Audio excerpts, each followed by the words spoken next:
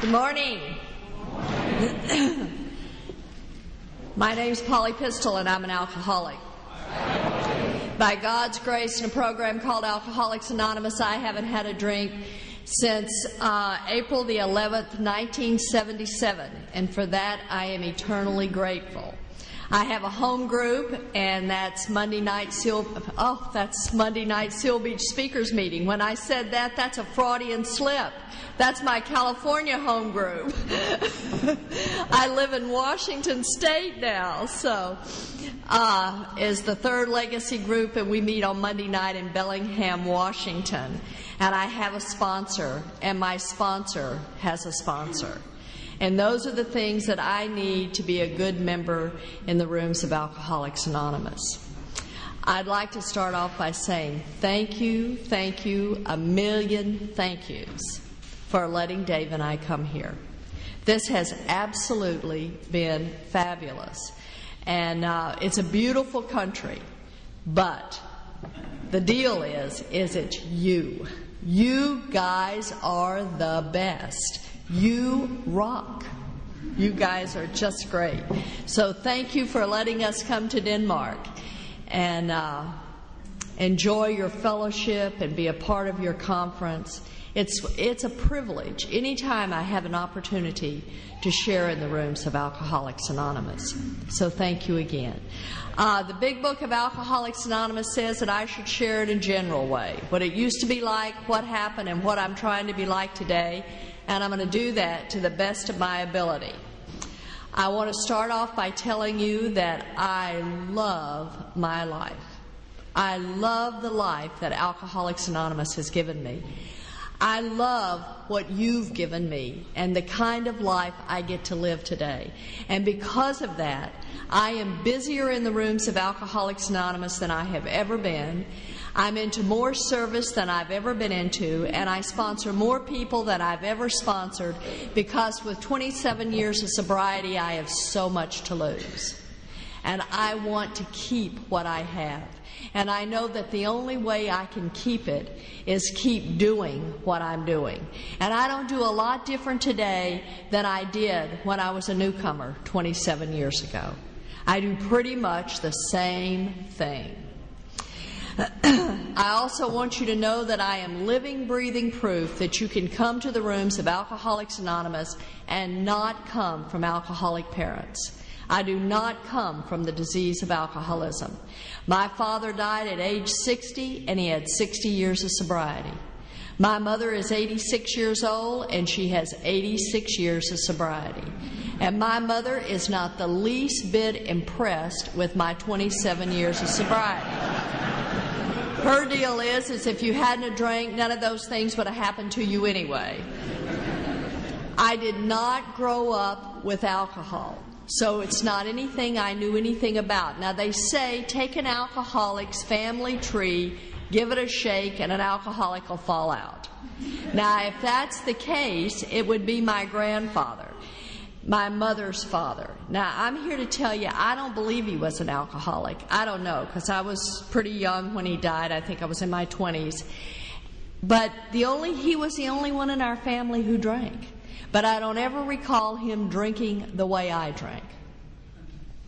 So I did not know anything growing up about the disease of alcoholism. I didn't see people drunk. I came from parents who loved me. I am not an abused child. I sponsor so many women who have had terrible things happen to them as little girls. And I've heard in the rooms of Alcoholics Anonymous the terrible things that have happened to little boys as well. But none of those things happened to me. I got sober in treatment, and I would hear these horrible stories, and I would say, well, gosh, I know why you're an alcoholic, but why am I an alcoholic? I just didn't get it, because I came from a lot of love. And not only that, I'm an only child. So I had it all. I had all of my parents' attention. But today I understand a lot of things I didn't understand. And one of those things is thanks to Step 4. Anybody around here working on Step 4? Fun step. That's a step where we get to learn about ourselves, and I get to know myself. And what I learned is in order for me to know about who and what I am, I have to know who and what my parents were. And what I've learned is both of my parents were abused children. And it's just like an alcoholic and an Al-Anon. We find each other. You know, it's like there could be 100 men out there, and I'm going to find the Al-Anon because I need somebody to take care of me. So that's what my parents found each other.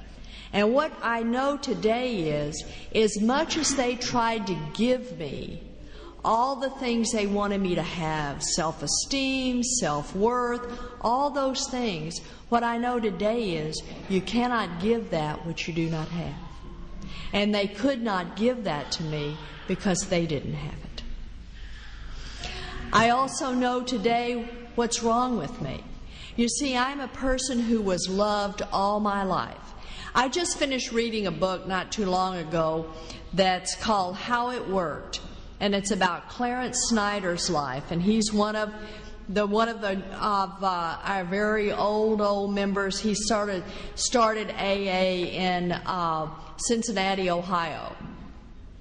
And Clarence Snyder, the author that's writing about him, says there appears to be two characteristics that cause alcoholism: being loved too much or not enough. That's who we are. Well, what I have found out about me is I certainly, if there was any abuse, I was probably loved too much, because my parents tried to give me everything, loving, material, everything they could give me. But what happened is I never could feel it. No matter how much they loved me, I couldn't feel it. I came to the rooms of Alcoholics Anonymous and I would have sworn nobody loved me. But what I know today, thanks to the program of Alcoholics Anonymous, is that I know what's wrong with me. I have a spiritual malady. My disease is spiritual in nature. The big book of Alcoholics Anonymous tells me that I have a disease that's hopeless of mind and body.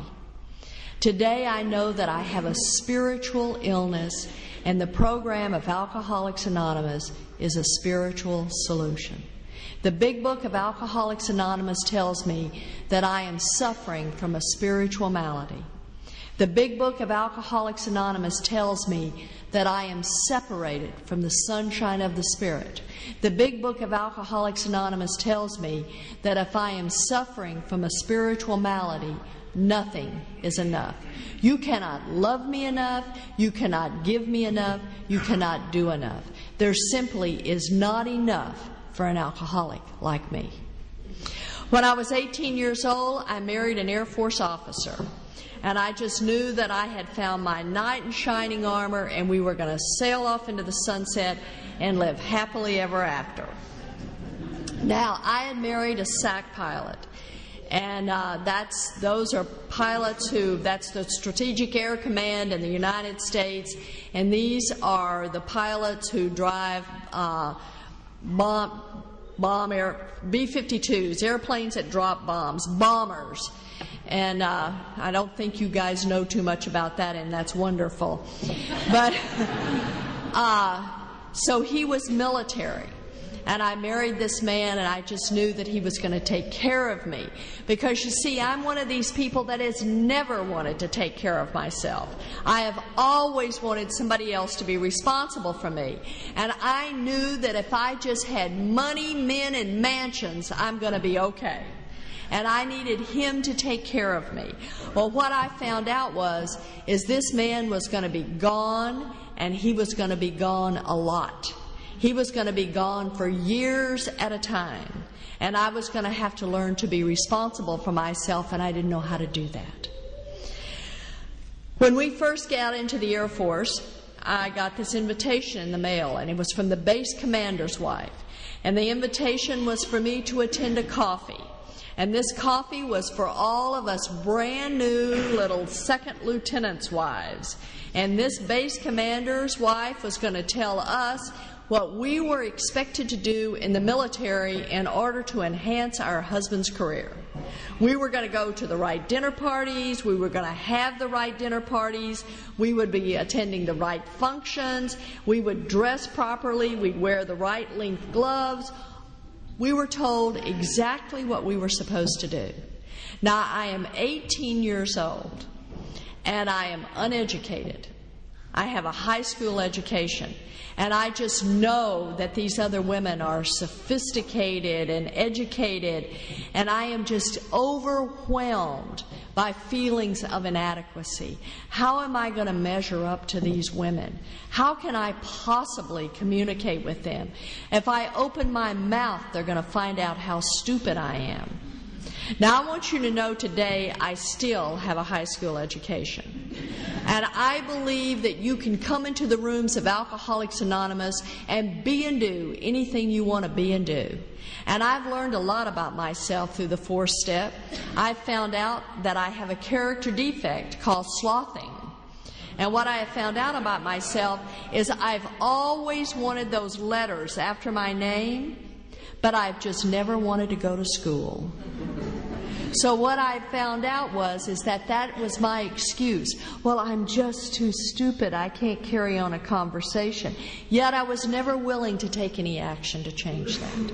So these are the things that I get to know about myself as I stay around the rooms of Alcoholics Anonymous. And what happened is while I was around these women, I was just overtaken by feelings of inadequacy. There's no way I can measure up. And I couldn't speak. I just didn't have a voice. I was so terrified. The Big Book of Alcoholics Anonymous says that we're people that are driven by 100 forms of fear. I'm driven by 100 forms of fear. And not too long after that, after we had that meeting, I went to a luncheon. And at that luncheon, I took a drink of alcohol. And I had never had a drink of alcohol. And I don't remember anything really happening. You guys heard Dave talk on Friday night, and Dave talked about, all of a sudden he was 6 foot tall and his red hair turned brown and his freckles fell off. All these things happened to him. But that didn't happen to me. I don't recall anything really happening. All I knew is when I took a drink of alcohol, I seemed to be able to breathe. I could just breathe. And I seemed to be able to nod in the right places and laugh in the right places. I seemed to be able to do things and be able to fit in socially, where before I was so terrified I just couldn't stand my own skin. I had no idea at that point in time what alcohol was doing for me. And it wasn't until I came into the rooms of Alcoholics Anonymous and I read the doctor's opinion that I knew what alcohol had done for me. Alcohol had given me that feeling of ease and comfort. When I took a drink of alcohol, I could just breathe and fit in. I had that ease and comfort to be able to function in situations that I was too terrified to function in. Along about 1962, we're stationed in a place called Loring Air Force Base, and that Air Force Base is at the very tippy top of Maine, and it's really, really cold there. Now, it might get as cold as that here, I don't know, but 50 or 60 below zero Fahrenheit was not an uncommon thing. And I had 2 little boys. And I had no clue how to be a parent. I did not know anything about children. And these 2 little boys were driving me crazy. I was having a nervous breakdown every 20 minutes. And I couldn't send them out to play because it was too cold. So I had these children around all the time with no tools to be a parent. And I ended up going to an Air Force doctor, and he said, take these. And from 1962 until 1977, when I entered the rooms of Alcoholics Anonymous, I took Librium and Valium and Seconal and Nimutol and drank alcohol. Now that's tranquilizers, barbiturates, and alcohol. And I guarantee you, if you take those kind of drugs and drink alcohol, you are not an active alcoholic. I call myself a couch potato alcoholic because I did my dying on my living room sofa. I just laid there and watched soap operas and listened to Joan Baez sing the blues. There's a chapter in our big book of Alcoholics Anonymous, and it's called The Family Afterwards. And a lot of times we don't pay enough attention to that chapter. Because one of the things I'm here to tell you, it is my opinion, the book talks about it, this is a family disease. And anybody who lives with a practicing alcoholic is affected by the disease of alcoholism. And the disease of alcoholism traumatizes children. Our children pay a huge price for the disease of alcoholism. I am an alcoholic mother. My children have paid a terrible price for the disease of alcoholism. Today, I would not be allowed to have my children. My children would have been taken from me because, you see, I am a child abuser. I have abused my children emotionally, physically, and spiritually. And I didn't mean to do it. It wasn't something I set out to do. But because of a disease called alcoholism, I could not care for my children. I was irritable, restless, and discontent. And my children got on my nerves, and I just couldn't deal with them. And also, I couldn't take care of my children. And I couldn't get up in the morning and make them breakfast. I couldn't put them to bed at night. I absolutely could not care for my children. After I had finished my 4-step, my AA sponsor looked at me and he said, "Polly, you're a child abuser. And you're going to go to those boys and you're going to make amends. And you're not going to say things to them like, 'I'm sorry you were hurt.'"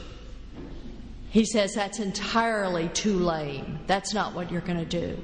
You're going to go to those boys and you're going to tell them that you're a child abuser and that you're going to spend the rest of your life making amends to them. And the family afterwards, it tells us we cannot write this in a lifetime. I've got to be the very best mom I can be forever.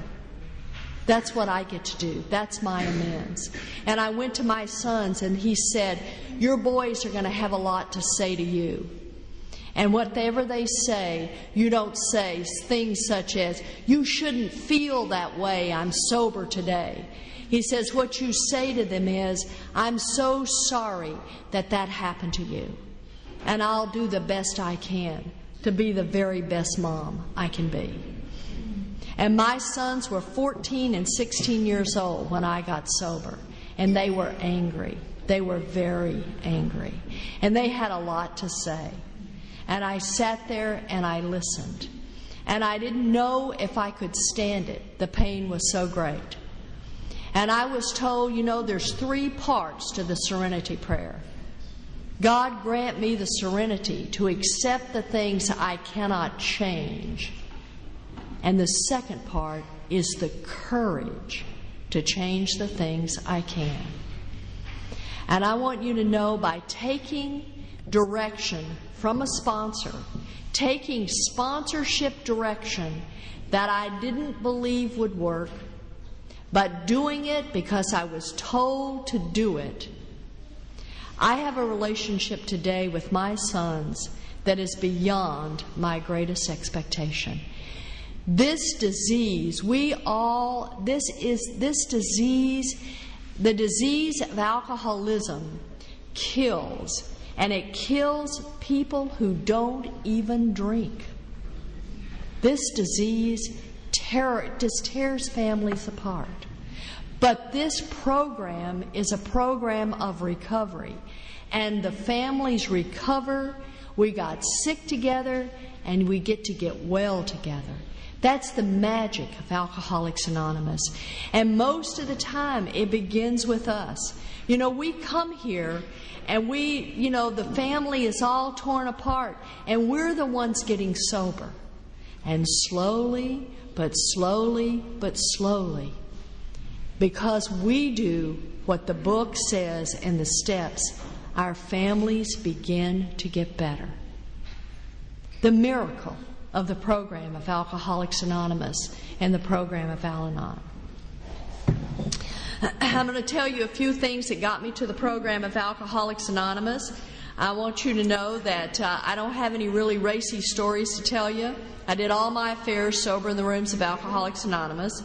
And I don't have all those fun stories to tell because I slept through them. But I'd like to tell you a few things that brought me to the rooms of Alcoholics Anonymous. I had a car wreck in Irving, Texas, right where the Dallas Cowboys play football. Some of you probably don't know who that is. But anyway, it's a big football team in the States. And I had a car wreck right by their football stadium. And I'm a blackout drinker, so I call the police and I tell them that my car was stolen. And here comes the police, and my husband's with the police. And I'm taken to the Irving police station. And I get to see that look in the non-alcoholic's face that just doesn't understand why we do the things we do. And this policeman looked at my husband with so much disgust, and he said, "Why don't you just take her home and sober her up?" And on the way home, my husband said, "Polly, there's a treatment center, and it's not far from our house, and I wish you would go." And that night I entered treatment for the first time. And this was a county detox. This was definitely not a fancy treatment center. And while I was here, it was a 7-day detox. While I was there, I fell in love with the fellowship of Alcoholics Anonymous. I loved the laughter. I loved the joy. I loved you. I loved the fellowship. But there was something down inside of me that said, "Polly, people like you don't become alcoholic." And I had what we call in America, when you fall in love, in a treatment center, we call it a jitter house romance. And I had a jitter house romance. And, we walked off into happy destiny for 58 days. And I was 12-stepped and brought back into that treatment center more dead than alive. And I had been beaten up, and many things had happened to me in this motel where I was 12-stepped out of.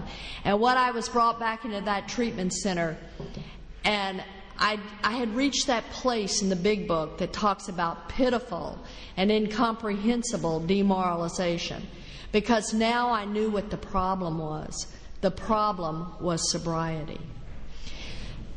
Clancy has a tape that's in the States, and you may have heard it, maybe it's on your website, that he did many years ago, and it's called Alcoholism, a Disease of Perception.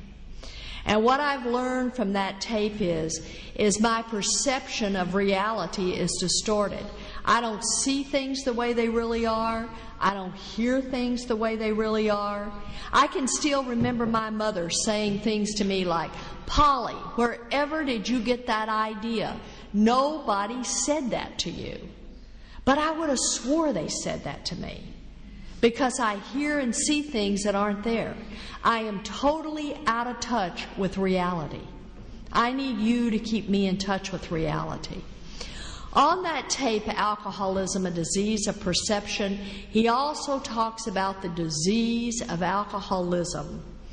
And the big book of Alcoholics Anonymous tells me that alcohol is but a symptom. Alcohol is but a symptom of my disease. I have to get down to the causes and conditions.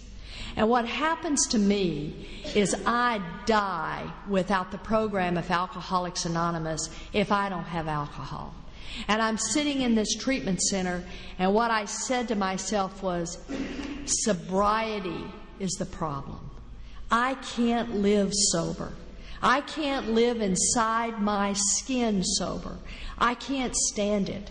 Sober, I know what kind of mother I am. Sober, I know what kind of daughter I am. Sober, I know what kind of wife I am.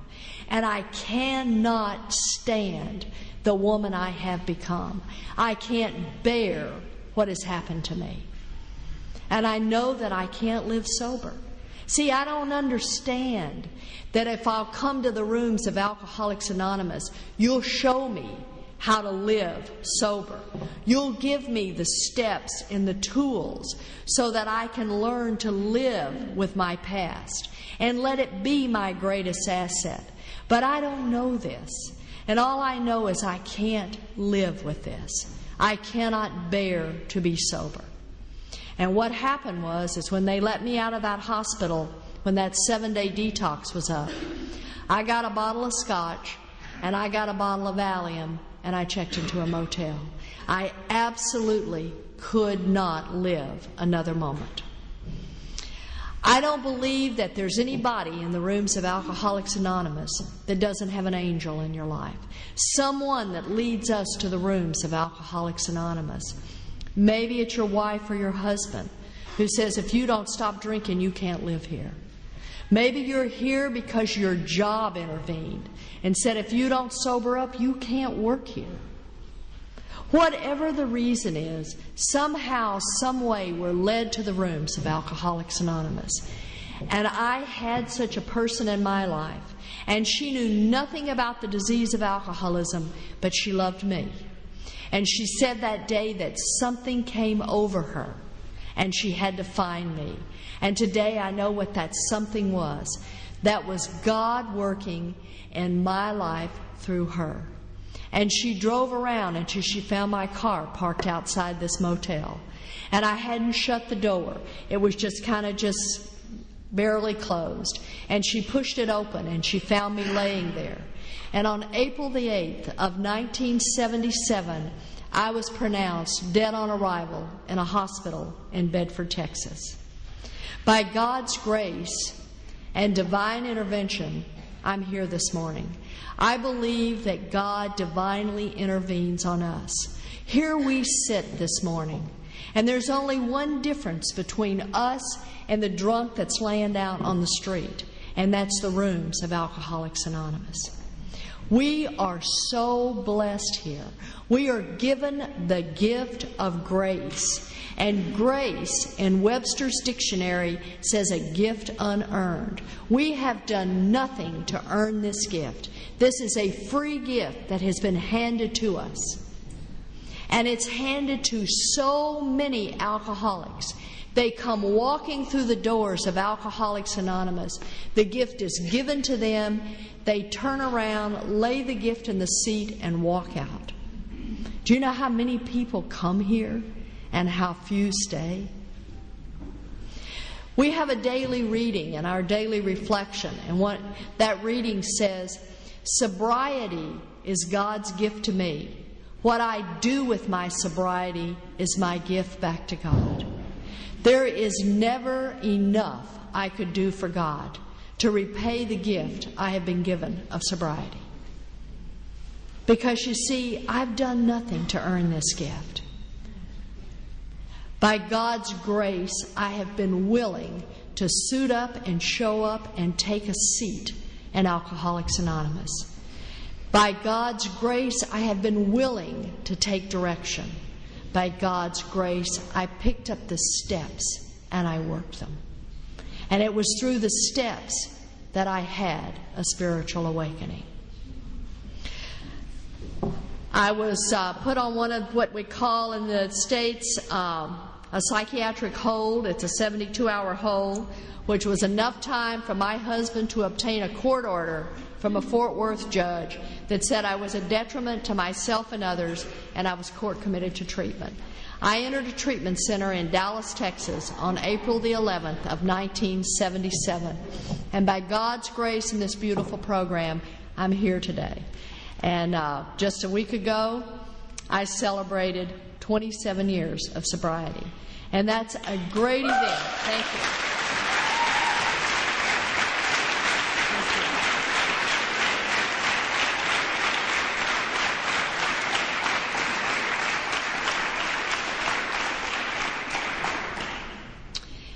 The big book of Alcoholics Anonymous on page 164 in A Vision for You says that if we stay spiritually fit, that great events will come to pass. That's the great fact for us all. It will happen. And I would like to spend the time I have left here telling you about my great events that have come to pass. I got sober in a treatment center. I know so many of you got sober in a treatment center. And I'm grateful I got sober in a treatment center.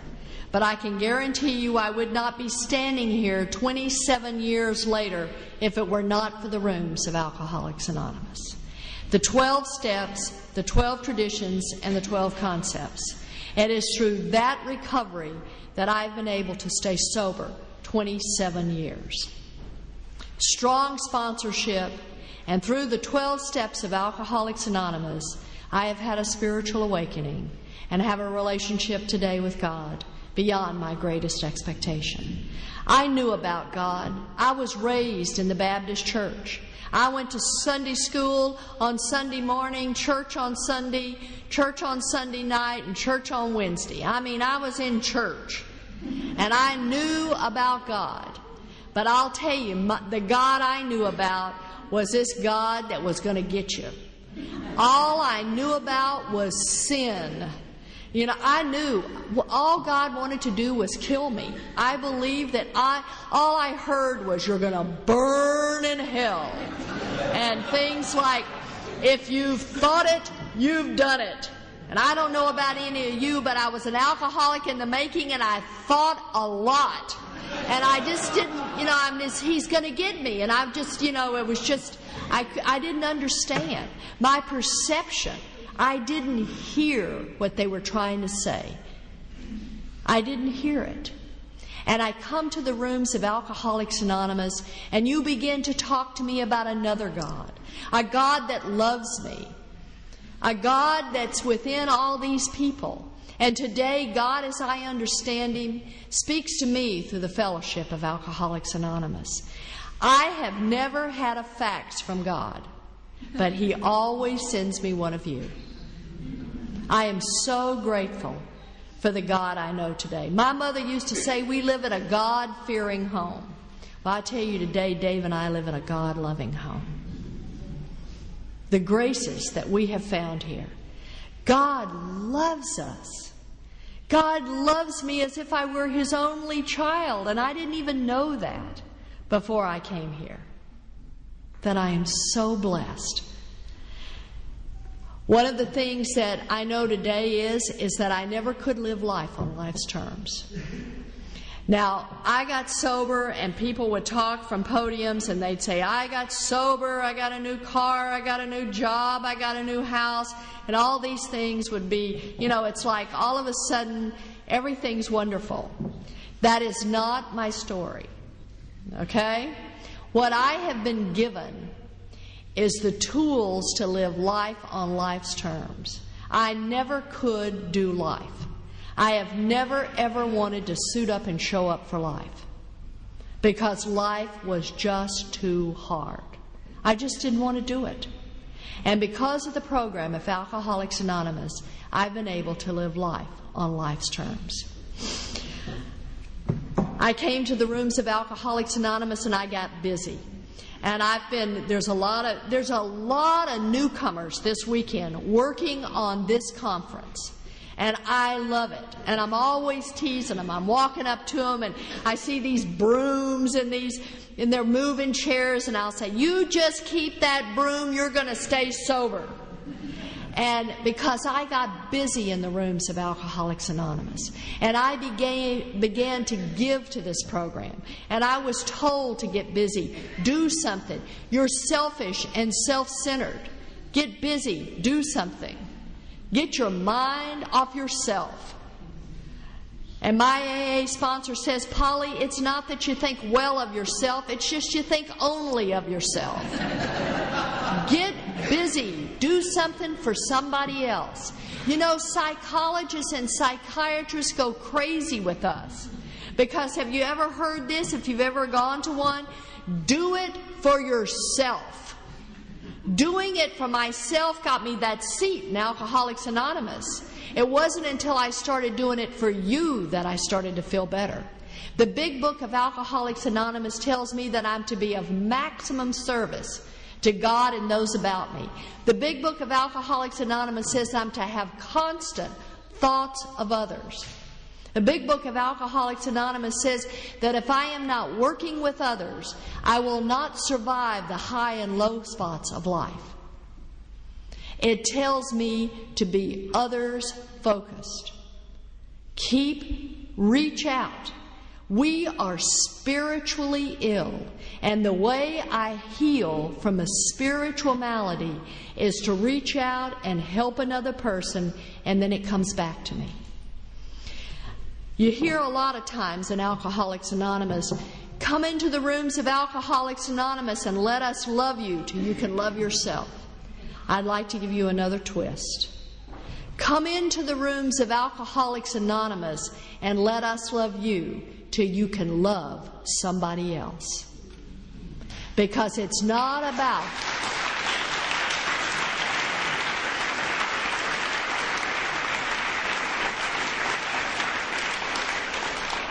I want you to know that if I'd have waited till I loved myself to give this program away, I'd still be waiting.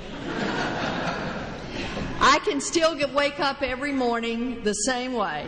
I don't know about any of you, but I still have a really busy head. I don't know if your head talks to you. If you're a newcomer, if you tell somebody who's not an alcoholic, they probably think you need to go to one of those funny places. But if you tell one of us, oh yeah, I know, mine does that too. I woke up this morning at 1:30 and couldn't go back to sleep. I really think that Dave was awake and so was Moss. We should have just got up and had a head party, that's what happens. Busy heads. Normal for folks like you and me. You go tell a psychiatrist that you hear voices all night, they're going to lock you up. We're just going to say, yeah, we know. Yeah, we know. We all have it.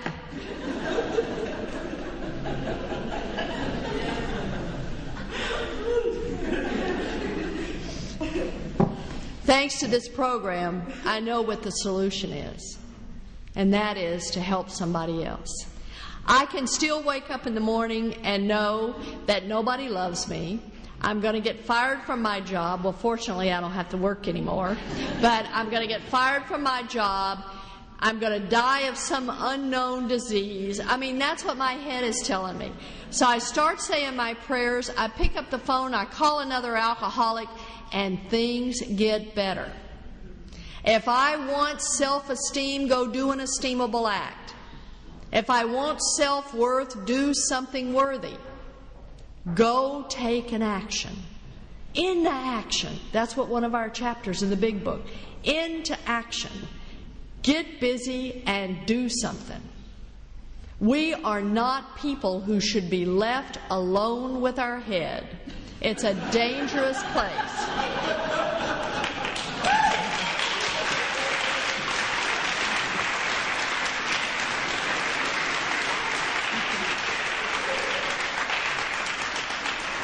So I got busy, and I started doing things, and making coffee, and cleaning coffee cups, and sweeping floors, and doing all the stuff we do in Alcoholics Anonymous, and sobriety started to come. And my great events started to happen, and I began to be happy and sober, and I began working the steps and doing the things I was told to do in the rooms of Alcoholics Anonymous.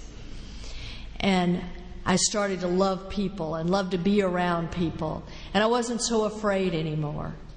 And I'm not a person who ever could get up in front of a group and talk to people. I was absolutely too terrified to even begin to do such a thing. I was entirely driven by too much fear. But today I can do that because you've shown me how to do that. You just get up here. I don't have to do anything. I just show up and ask God to help me. My job is to show up. I learned that the step before step one is get in the car. Now, if I was in Denmark, it's get on a bicycle. But get in the car. They just say, where are we going? Well, you just get in the car. You don't need, we're just going. You just get in the car. And so if somebody in Denmark tells you to get on a bicycle, just get on a bicycle and go. Go wherever they tell you to go. And the magic starts to happen. When I was 3 years sober, my husband and I divorced. And we had been married for 22 years. And we divorced.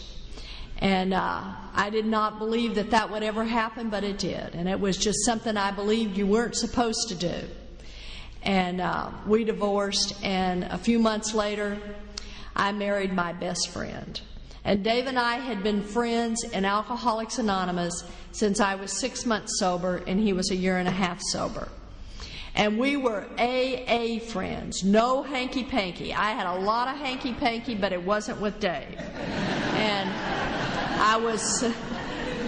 I got sober, and I had to hit a bottom sober. And that was behind relationships and sex. I just went crazy because, you see, I was sober and I needed somebody to love me. And I didn't understand anything about love. And I hit a bottom of so much shame in this program. And I don't recommend that. I don't recommend that. And Dave and I were friends. In fact, Dave sponsored a lot of the men that I was too good of friends with. And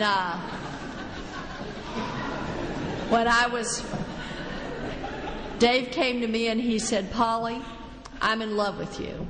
And he says, but you need to get something straight. I don't want to have an affair with you. I want to marry you. And see, things like that aren't supposed to happen to women like me.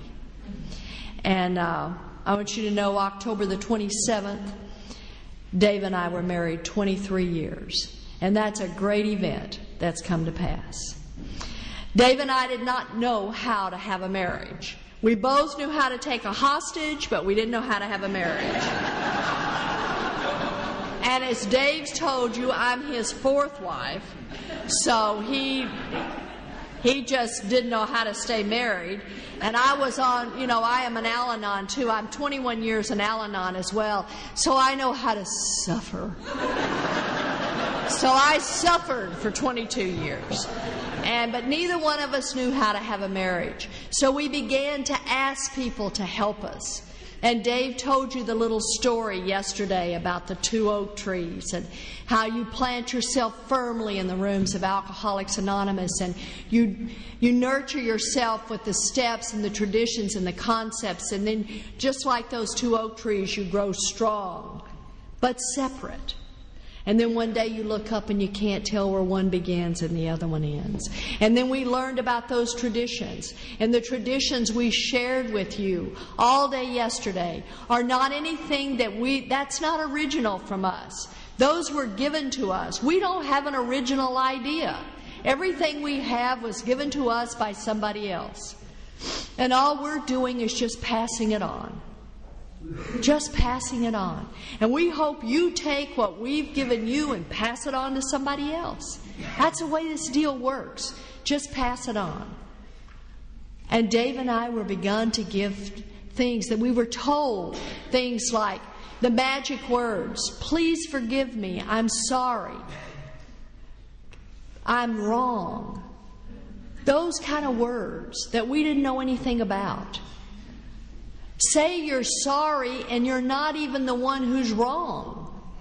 The big book of Alcoholics Anonymous says, I make amends whether they're real or fancied. It doesn't matter who's wrong. Somebody's got to say they're sorry in order to get off dead center. It doesn't matter.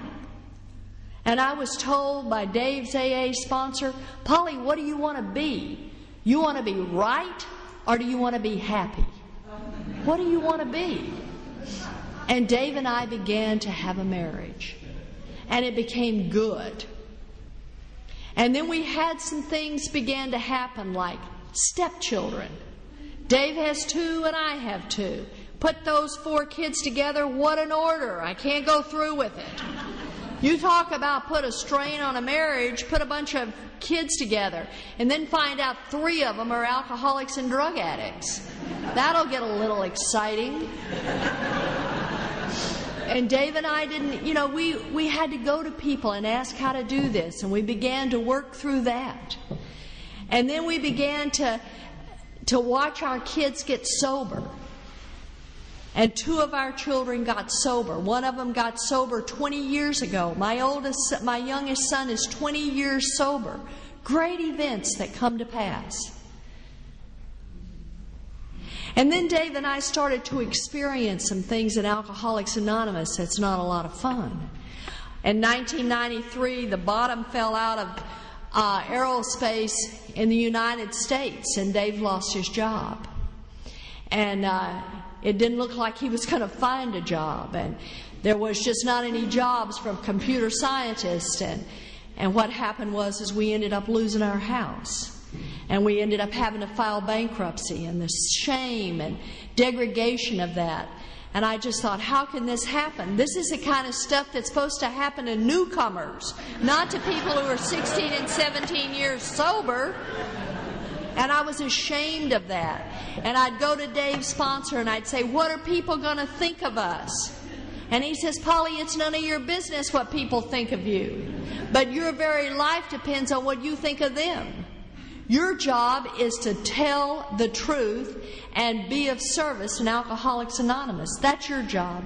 The rest of it will take care of itself. So I had to stand up and be honest about that. And I didn't want to, because I was so embarrassed and ashamed. But you know what? Dave and I learned a huge lesson from that. What we found out is that you can lose everything. But as long as we have each other and we have AA, we have it all.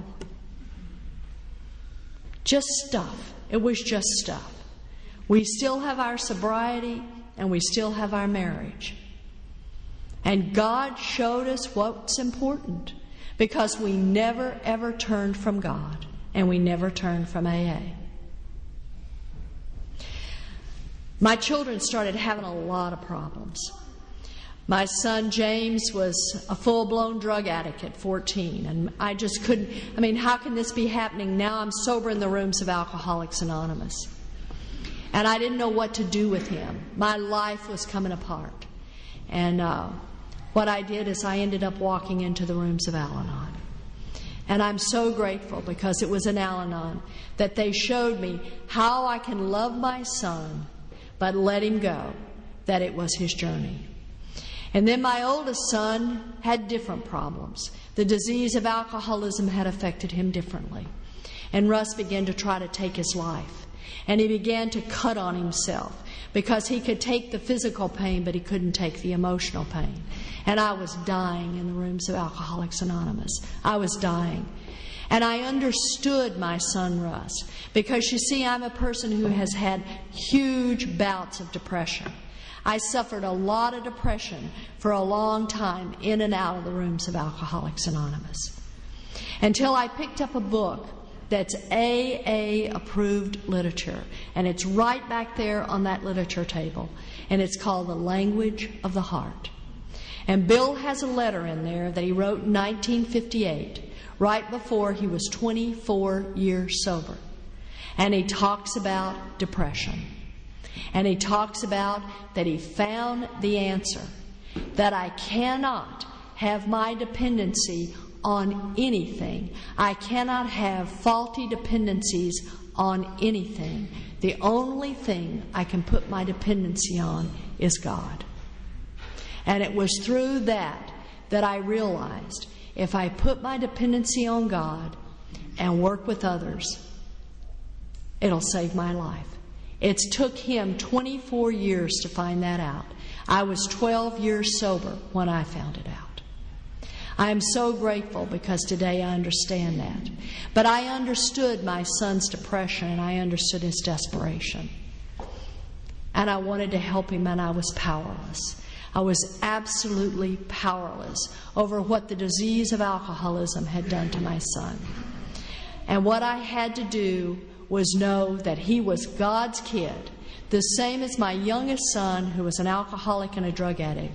He was God's kid, and it was their journey, and I had to let them go and have their journey. And I had to believe that God would take care of them. But see, the test came from me and the trust I had with God. I could give God my marriage. I could give God my alcoholism. I could give God my health. I was terrified to give God my children. Because if I give God my children, I am afraid He'll take them. But what happened was I finally surrendered my children. And great events have come to pass. When I was 6.5 years sober, my youngest son called me on the phone and he said, "Mom, I want what you have." And 6.5 years before, he did not want what I had. 6.5 years before, I was supposed to attend a function at his school. And he said, "Don't you dare show up at my school because I am ashamed of you." And 6.5 years later, he wants what I have. Great events that have come to pass.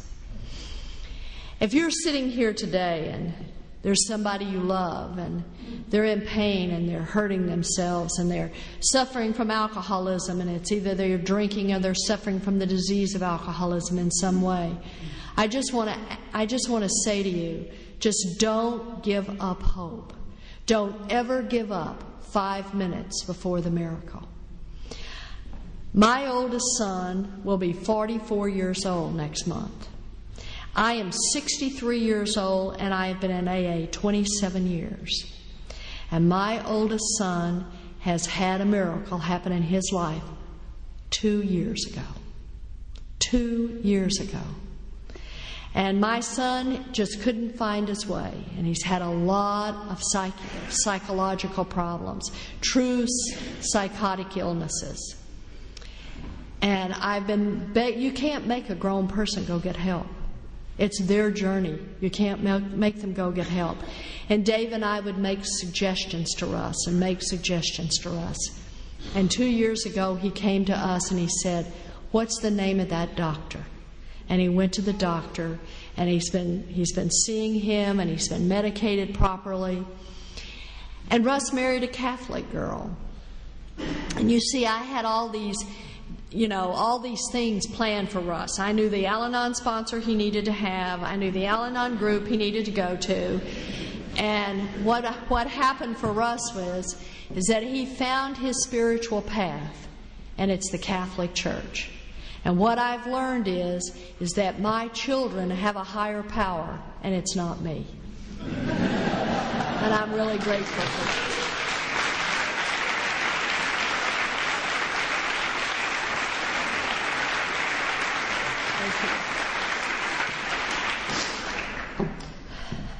Dave and I have 5 grandchildren, and we really have 7, but we only see 5, so we have 7 grandchildren because Dave has 2 from his daughter, but we haven't gotten to see them. But he's going to get to see one of his grandchildren next month,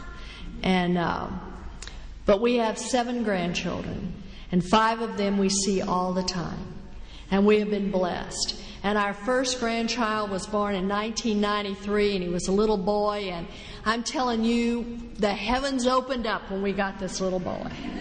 And miracles. It was wonderful. There is nothing in the world like being a grandparent.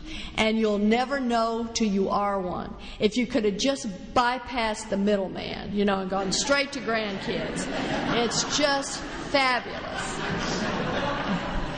And thanks to the program of Alcoholics Anonymous, I was a child abuser. I abused my children. But thanks to you, I am a dynamite grandma, an absolutely dynamite grandma. And the miracles that have happened as a result of those kids. When Ryan was 18 months old, we got some devastating news. We found out that Ryan was profoundly deaf. And I had my fist at God. How could this be happening? Don't you see how much service? Here we all were sober in the rooms, because Kelly's sober too. Kelly's sober 14 years. James is sober 20 years. Dave and I are sober. How could this be happening? But you see, one more time, our perception of reality is distorted. We had no idea what God was going to do. But in order for us to be able to communicate with our grandson, we had to go learn sign language. Do you know how many deaf people are in AA? Thanks to Ryan, I've had the opportunity to carry the message of Alcoholics Anonymous to 4 deaf women. Great events will come to pass. We never know how God's going to use us. And now we have 4 other grandchildren. And let me tell you another miracle that's happened with our grandchildren. Our children let us keep their children. They leave us with their children. That's because of you. They trust us with their children. The miracle of Alcoholics Anonymous. Dave shared with you Friday night that we lost one of our sons a year ago, November. And we hadn't seen our daughter in 15 years because she'd been out doing what women do to keep an alcohol and cocaine habit going. And now she has 2 years of sobriety. All our kids are home. God is good. The big book of Alcoholics Anonymous says, left to my own devices, I'll self-destruct. The very best I could do was get me a seat in Alcoholics Anonymous.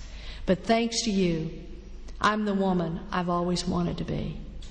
I am a woman who is faithful to one man and have been for 23 years, and I could never do that. I am a woman who's self-supporting through her own contribution. I'm even still self-supporting because I have retirement, even though I don't have to work anymore. I am a person who came to you and learned about commitment. Be committed. Be involved. I learned about that in the rooms of Alcoholics Anonymous. But the place that I had always felt like such a failure was that as a mom. And a few years ago, my sons came to me and they said, Mom, you're the mom we always wanted you to be. And that's a great event that has come to pass. When I got sober in Center Hospital, one of the counselors used to start every morning with a prayer. And I'd like to finish my AA talk with that prayer this morning. I sought my God I could not see. I sought my soul eluded me. I sought my brother, and I found all 3. God bless. I love you.